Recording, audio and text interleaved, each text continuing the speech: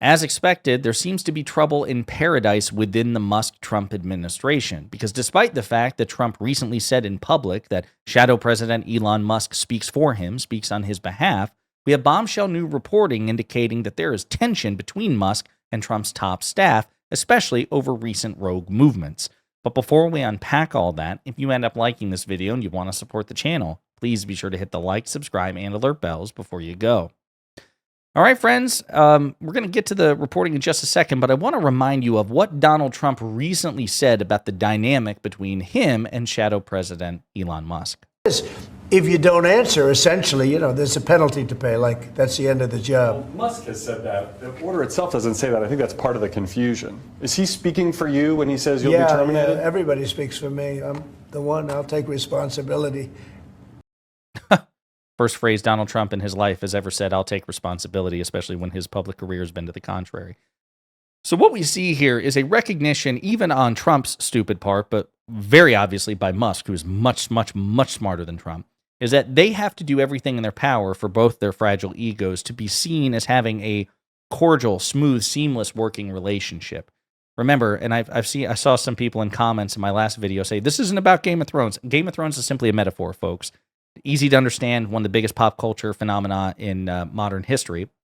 But in Game of Thrones, there's the king, and then there's his top advisor, the Hand of the King. And very often in Game of Thrones, the Hand of the King is basically working the king like a puppet. They're a deputy king, right? And that's basically what we see between Donald Trump and Elon Musk, where nominally Trump is the king. He is the president. He's the de jure president. And Musk seems to be this top advisor of unparalleled influence, like the Hand of the King.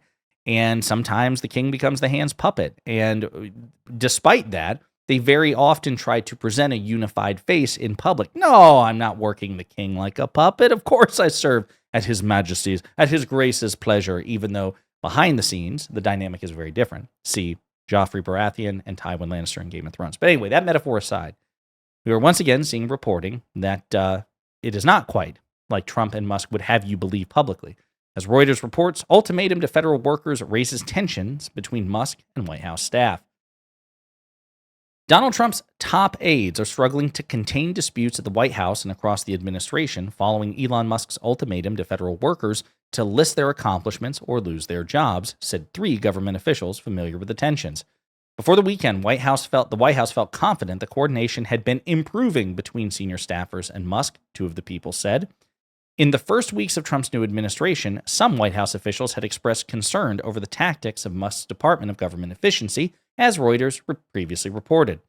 Chief of Staff Susie Wiles had pulled Musk aside to ask him to loop her in on his plans instead of surprising her team with major decisions, according to 2 separate sources with knowledge of the conversations who spoke on the condition of anonymity because of the sensitivity of those discussions. Now, right there, we have a problem. So Susie Wiles is by all accounts a very competent political operative. She seems to be by far Trump's most competent and loyal chief of staff in the sense that, previous chiefs of staff were competent, but they were loyal to the Constitution instead of Trump, which is what they should. Susie Wiles seems to be very personally dedicated to Donald Trump, perhaps to an unhealthy degree, but she's also very competent, right? Which is why she got the job. As we've discussed, the White House chief of staff, that is probably, at least in most situations, the second most powerful position in the federal government. More powerful than cabinet secretaries, more powerful than the vice president, to be sure, because they tend to be the gatekeeper of the president, their top advisor. They tend to be, I'm going to use that Game of Thrones metaphor, they are the closest thing to a hand of the king that we see in the White House organizational chart. All the power brokers have to go through this person to get access to the president. So when Susie Wiles is pulling Musk aside to ask him, like, hey, could you please, that's kind of, why isn't it an order? It's kind of strange that Susie Wiles doesn't feel comfortable giving Musk an order instead of saying, like, hey, you need to loop me in. I'm the White House chief of staff. I've got to be the gatekeeper here. I'm not trying to boss you around, but I need to be kept in the loop at all times instead of asking. Very strange. Again, just a signal of how much influence Musk has. But we'll continue.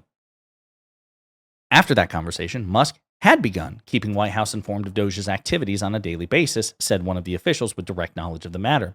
The White House believed it had Musk's agreement that he would seek approval from cabinet secretaries before he used the government's Human Resources Agency, the Office of Personnel Management, to send emails directly to federal workers, two of the officials said.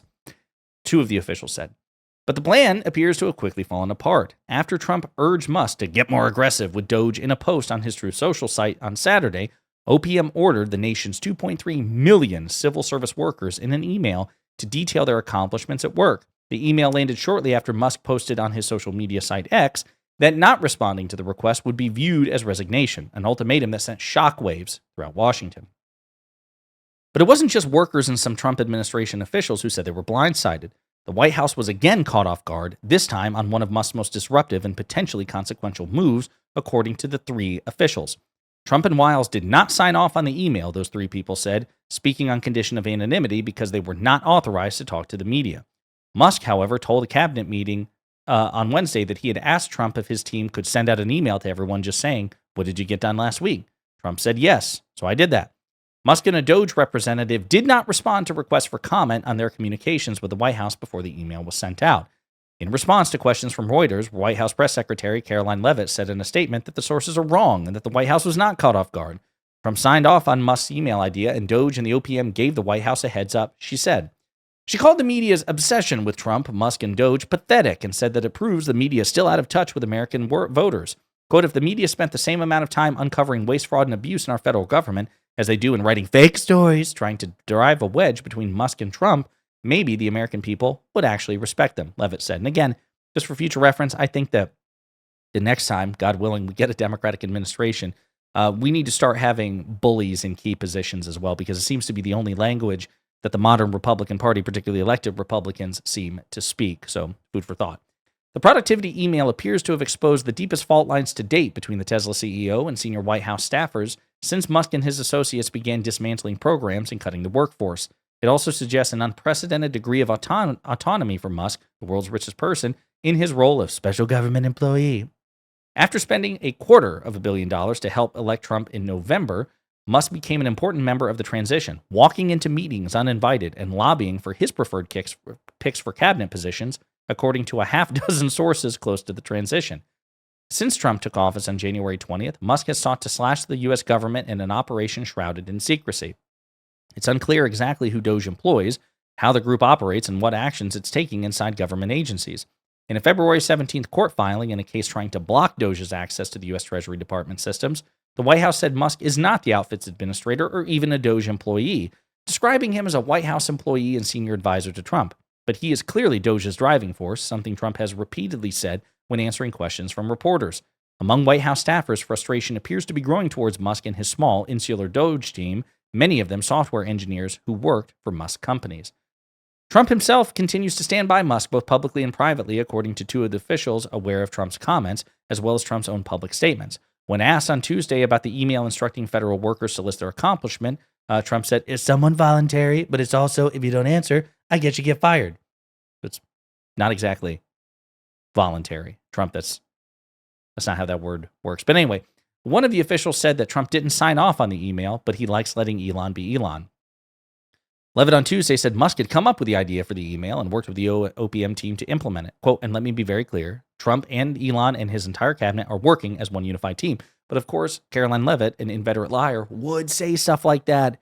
It's in her interest. She wants them to be seen as a united front, even when we're hit with story after story after story after story, and disclosure after disclosure after disclosure of that not being the case. Signs of pushback against Musk's power are increasing, however. Some agencies have already told workers to ignore the email. Musk on Tuesday gave federal workers another chance to respond to his ultimatum after the original Monday deadline elapsed, suggesting some leeway. And worried cabinet heads have been calling Wiles, who co-led Trump's 2024 presidential campaign, about the email, one of the officials said. The Trump administration on Wednesday directed federal agencies to prepare for more large-scale layoffs. Already, about 100,000 workers have been taken buyouts or been fired after Doge was dispatched to gut federal staffing and spending. Questions about Musk's role in Doge are at the heart of multiple lawsuits seeking to block them from accessing government systems and cut programs.